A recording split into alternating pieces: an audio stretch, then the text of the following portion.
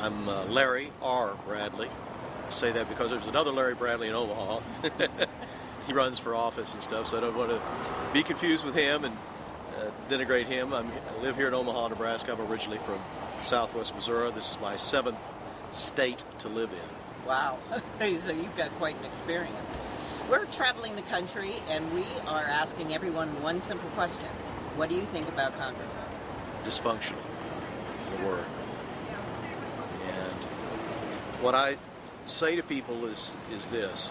You have the behavior you have from elected officials because of the system we use to elect them. You will have the behavior so long as you have the system. If you want to change the system, change the behavior, then you have to change the system first. Which goes along with a corollary of Murphy's Law that says that before you do anything, you have to do something else first. People ask me, well, what system are you talking about?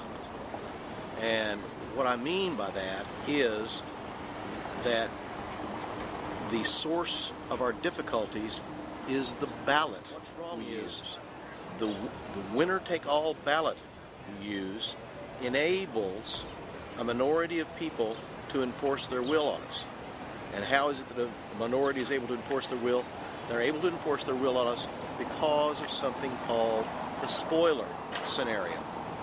And what the spoiler scenario is when you as a voter may have one party that you detest and you have another party that you normally vote for, but you're not really satisfied with what they do.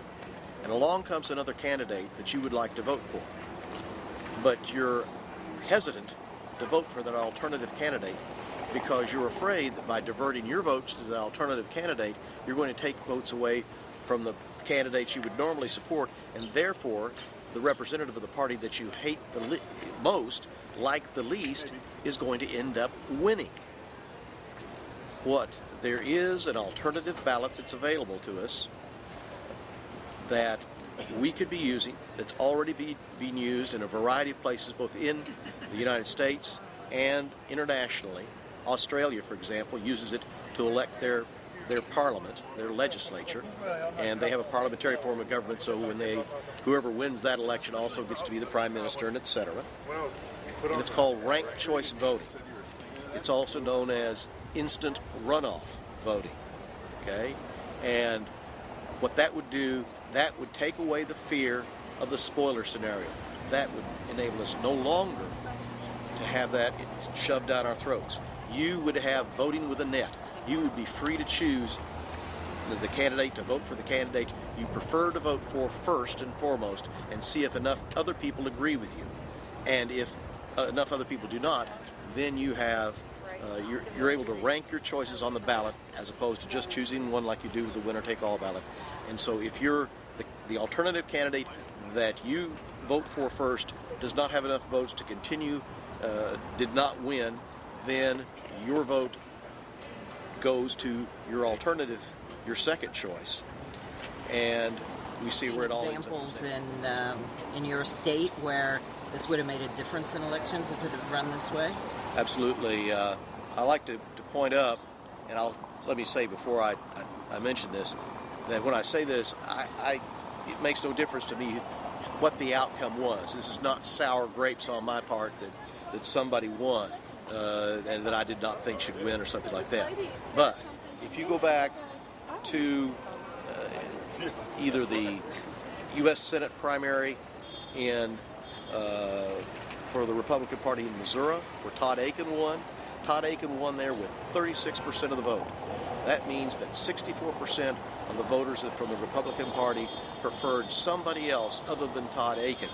And because you're using a winner-take-all ballot and it's too expensive to run runoff elections, Todd Akin was your nominee. Todd Akin turned out to be a bad candidate. Todd Akin lost.